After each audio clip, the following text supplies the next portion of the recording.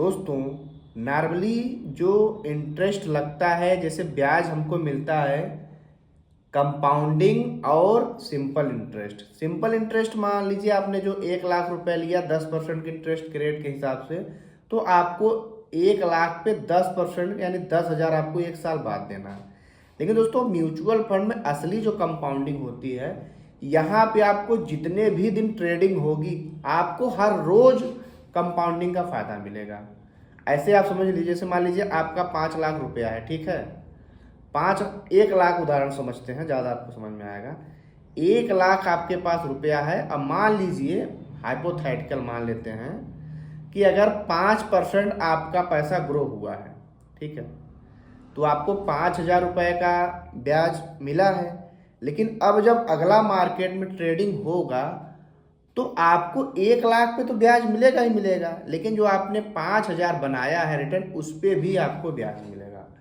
इसीलिए दोस्तों बताता है कि एवरी डे जितने दिन मार्केट चलता है आपको ब्याज पे भी ब्याज प्रत्येक दिन मिलता है। यही तो असली पावर है कंपाउंडिंग का दोस्तों। इसीलिए बोला जाता है कि आप इन्वेस्टमेंट जितने जल्दी शुरुआत करेंगे उतने ही कम अमाउंट में आपके पास बहुत सारा रुपया होगा। अगर आप हर महीने 100 रुपए की भी SIP स्टार्ट कर देते हैं तो 40 से 45 साल में आपके पास 1 करोड़ का फंड इकट्ठा हो जाएगा, जबकि आपका लगेगा लगभग 2.5-3 लाख रुपए ही आपका लगेगा। अब आप सोचिए कि आपके पास 1 करोड़ हो जा रहा है, क्योंकि ये कंपाउंडिंग में समय का पैसा मिलता है आपको। आपने जो भी पैसा इन्वेस्ट किया ना, वो आपने पैसे का बीज बो दिया। अब आपको समय के हिसाब से कंपाउंडिंग होके मिलेगा।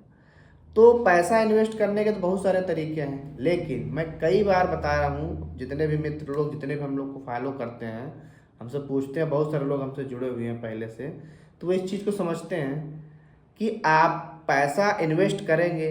भाई, अगर आपको लाइफ में ग्रो करना है तो इन्वेस्टमेंट तो करना ही पड़ेगा। हर साल महंगाई बढ़ रही है। अगर आप कहीं ऐसा जगह पैसा इन्वेस्ट कर रहे हैं जहाँ पे महंगाई से कम रिटर्न मिल रहा है, तो आपका पैसा बढ़ने के बजाय घट रहा है। जैसे आप LIC करते हैं, जैसे आप FD करते हैं, RD करते हैं, इन सब में जो पैसे का रिटर्न मिलता है ना, वो भाई सरकारी आंकड़ा 5-6% महंगाई बढ़ रही है साल भर में। लेकिन एक्चुअल महंगाई आप अपने आसपास की चीज़ों को देखेंगे कि 1-2 साल के अंदर उसमें जो पैसा बढ़ा है, अगर उसको परसेंटेज में कैलकुलेट करेंगे तो 10 से 15% है, कभी कभी तो 20% है। तो अब आप ऐसे जगह पैसा इन्वेस्ट करिए कम से कम, जहाँ पे कम से कम महंगाई से ज़्यादा रिटर्न मिले।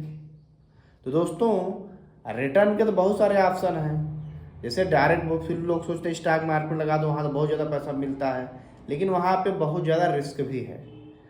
आप किसी ऐसे बंदे को दे दीजिए जो स्टॉक मार्केट का मास्टर है। जैसे कि म्यूचुअल फंड के फंड मैनेजर जो होते हैं वो मार्केट के मास्टर होते हैं। वो लोगों से कहते हैं, भाई मुझे एक्सपीरियंस, आप मुझे पैसा ला कर दो, मैं अपने एक्सपीरियंस से पैसा लगाऊंगा, बदले में आपसे हमें थोड़ी सी आपसे फीस चाहिए। वो एक्सपेंस रेशियो के नाम पे आधा परसेंट या तो लगभग 1% आपके फंड से साल में एक बार ले लेंगे आपसे, लेकिन आपको जो रिटर्न बना के देंगे उनका पहले पैसा कटा चुका रहेगा, है ना।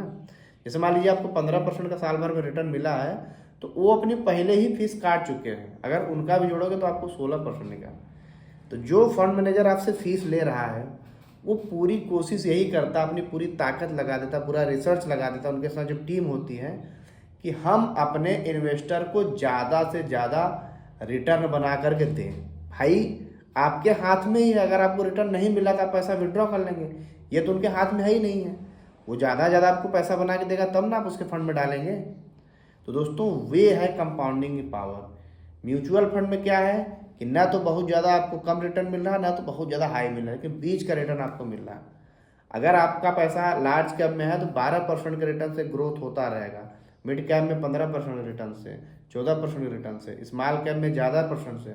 तो अगर आप सब में एक पोर्टफोलियो बना लेते हैं कि आपका पैसा जब ज़्यादा रिटर्न मिल रहा है स्मॉल कैप में, मिड कैप में, लार्ज कैप में, तो इससे आपका ओवरऑल अगर पोर्टफोलियो साल भर में 10 से 12% भी ग्रोथ कर रहा है 15% ग्रोथ कर रहा है, तो आपका पैसा मान लीजिए 12% के हिसाब से ग्रोथ कर रहा है, ठीक है। तो आपका पैसा हर 6 साल में डबल होने लगेगा। अब पैसा डबल होने में टाइम लगता है, लेकिन उसके बाद कंपाउंडिंग का मैजिक बहुत तेजी शुरू होता है। मान लीजिए आपने 1 लाख रुपया पैसा डाला, 12% के हिसाब से रूल ऑफ 72, वो 6 साल में डबल हुआ।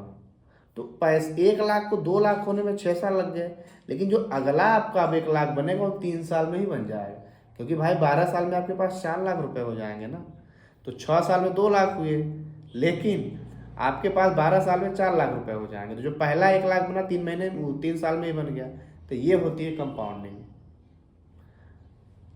अपने आप से कंपाउंड होता है। तो दोस्तों म्यूचुअल फंड में जरूर आप पैसा डालिए, और भारत के पास तो वो अपॉर्चुनिटी इसमें मिली हुई है जो पूरी दुनिया के पास अपॉर्चुनिटी नहीं। पूरी दुनिया के लोग भारत के मार्केट में पैसा लगा रहे हैं। आपने खुद ही देखा होगा, मार्केट वार जैसी सिचुएशन के दूसरे देशों में अगर वार जैसा सिचुएशन होता पूरा मार्केट क्रैश कर जाता, लेकिन भारत के पास इतना ज़्यादा सपोर्ट है ना कि कुछ नहीं हो रहा। मार्केट एकदम फ्लैट है, तन्नी से ऊपर तन्नी से नीचे।